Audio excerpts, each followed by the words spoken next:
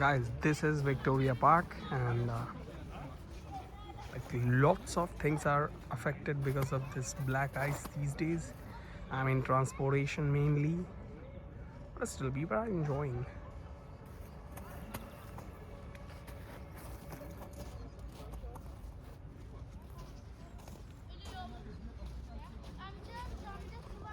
You can see the view.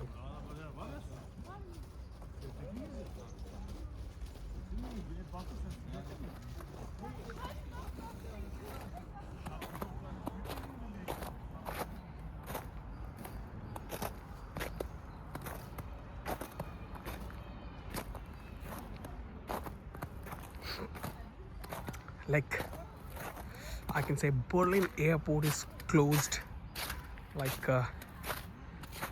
last 2 days. I don't know what is the current situation, but still people are struggling in the transportation.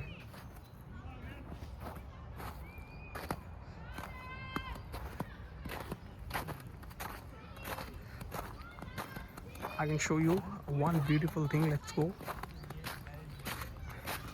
I mean, there is a place where you can see, I mean, the incredible architectural beauty.